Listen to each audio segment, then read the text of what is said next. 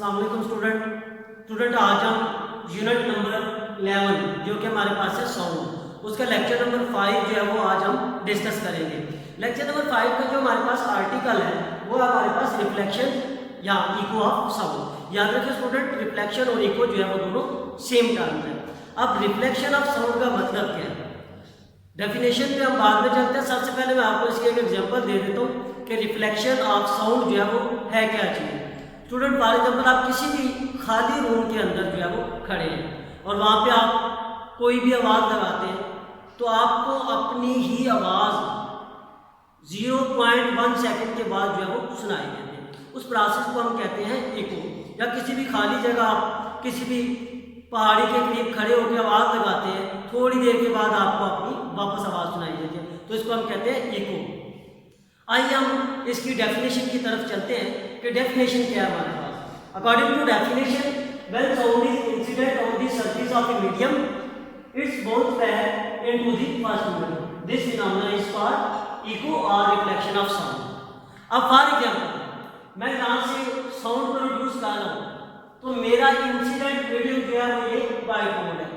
इस white board के साथ मेरी आवाज़ जो है वो इंसिडेंट करने के बाद वापस रिफ्लेक्ट बैक हो जाएगी दूसरी जानब।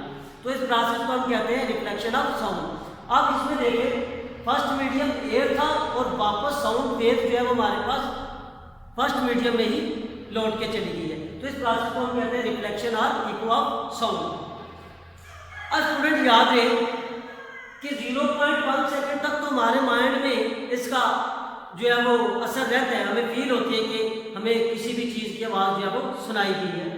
अब याद है स्टूडेंट, अगर हम in room temperature speed of sound 340 meter पर सेकंड कंसिडर कर रहे तो इससे हम डिस्टेंस जो है वो मेजर कर सकते हैं कि जो हमें इको सुनाई दी है उसका टोटल डिस्टेंस जो है वो कितना था। स्टूडेंट हम 9th क्लास में स्पीड एंड वेलोसिटी को डिस्कस कर चुके हैं, तो यहाँ पे हम स्पीड का मैं फार्मूला लिखता हूँ। स्पीड डिनोट किया जाता है इसको v के साथ is equal to s over t।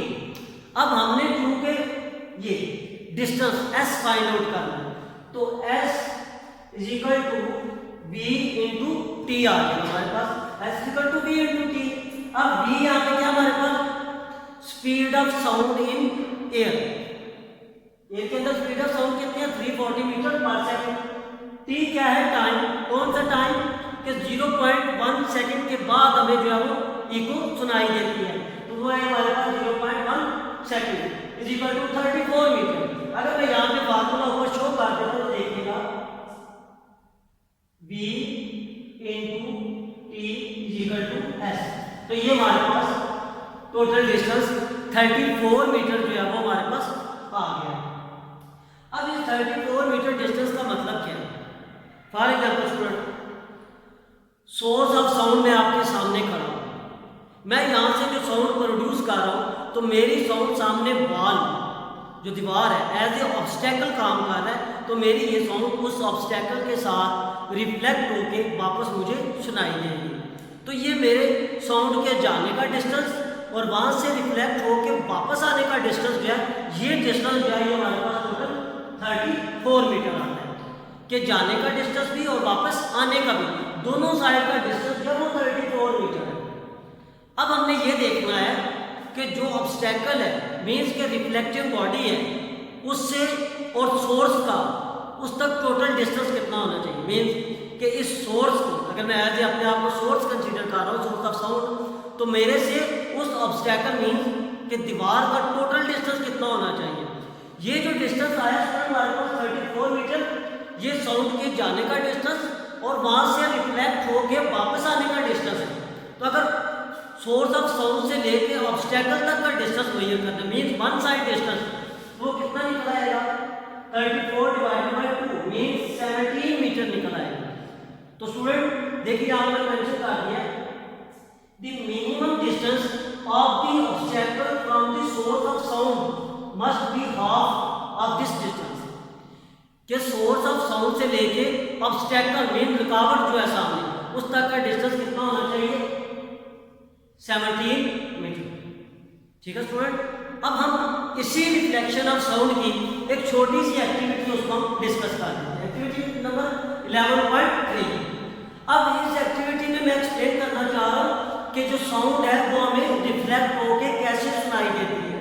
तो देखिए स्टूडेंट, यहाँ पे मैंने एक मेज जो है वो ड्रॉ कर लिया। इस मेज को मैंने वॉल के साथ जो है वो अटैच कर दिया। वॉल, ये देखिए ऊपर मैंने वॉल शो कर दिया, वॉल के साथ इसको मैंने अटैच कर दिया। अब दरमियान में एक स्क्रीन टाइप मटेरियल रख लें या कोई पेपर टाइप जो है वो मटेरियल रख लें, कोई गद्दा रख लें सेंटर में, परपेंडिकुलर रख लें सेंटर में ये गद्दा। अब दो पाइप ले लें, दोनों पाइप को आपने रखना कैसे स्टूडेंट, इधर देखिए ये पाइप पर दोनों मेरे पास हालो पीवीसी के पाइप है। सपोज केबल को मैंने वॉल के साथ बिल्कुल अटैच करके रखा है, एक पाइप इस तरह रख लिया, दूसरा पाइप इस तरह रख लिया।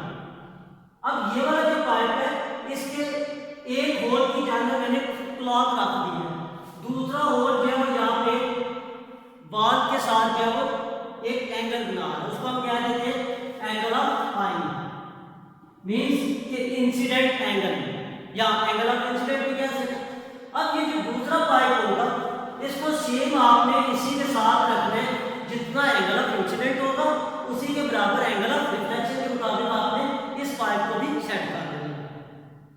अब हमने सेकंड पाइप जो कि जिसके सेकंड एंड के साथ मैंने कान लगा के जो है वो सुनना है, किसकी साउंड को सुनना है, इस क्लॉक की साउंड को मैंने सुनना है।